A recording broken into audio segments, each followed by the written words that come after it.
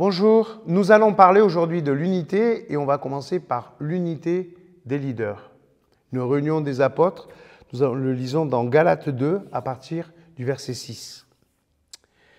Les personnes considérées comme les plus influentes, en fait, ce qu'elles étaient ne m'importe pas car Dieu ne juge pas sur les apparences, ces personnes donc ne m'imposèrent rien. Au contraire, elles virent que Dieu m'avait confié d'annoncer la bonne nouvelle à ceux qui ne sont pas circoncis, tout comme il avait confié à Pierre de l'annoncer aux circoncis. Car Dieu a fait de moi l'apôtre des autres peuples, tout comme il a fait de Pierre l'apôtre des Juifs. Jacques, Pierre et Jean, qui étaient considérés comme les colonnes de l'Église, reconnurent que Dieu m'avait confié cette tâche particulière. Ils nous tendirent alors la main à Barnabas et à moi en signe de communion. J'aurais tellement aimé voir cette scène, les apôtres qui sont à Jérusalem, qui donnent leurs mains d'association à Paul et Barnabas, qui viennent de l'église d'Antioche. Dieu a confié un ministère différent à Pierre, qui est à Jérusalem, et à Paul, qui est à Antioche.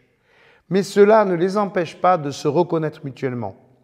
Pierre agit plutôt avec la population juive, circoncis, et Paul plutôt avec la population grecque, incirconcis. C'est le même évangile, mais il va falloir réviser son annonce.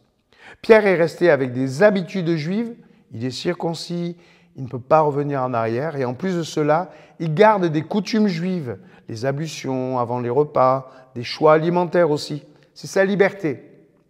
Le problème, c'est dans le contact avec les Grecs qui ont une autre liberté. Ils ne sont pas circoncis, ils n'ont pas la même alimentation, ils n'ont pas les mêmes rituels. Pierre a alors du mal à rester avec eux à table et Paul le reprendra fermement.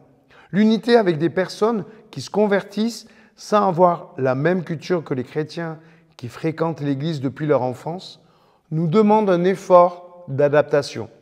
C'est à nous de nous adapter et pas à eux. Notre morale, notre pratique chrétienne sont parfois des traditions que nous sommes libres d'appliquer, mais pas libres d'imposer. L'unité de l'Église, c'est l'intégration de cette population nouvelle qui nous demande des efforts d'adaptation. Le Christ a fait d'eux nos frères et nous devons faire des efforts pour qu'ils se sentent chez eux dans leur Église. Je crois que le temps est venu de renoncer au jugement. Laissons le Seigneur convaincre les uns et les autres du changement que lui seul demande. Il ne peut pas y avoir d'unité dans une Église qui juge, où une population jugerait une autre population. Il ne peut y avoir une intégration légale, spirituelle. Ça ne fonctionne pas ainsi. Nous avons besoin de réaliser cette unité. Cette unité, elle vient d'abord des leaders, elle vient ensuite des disciples.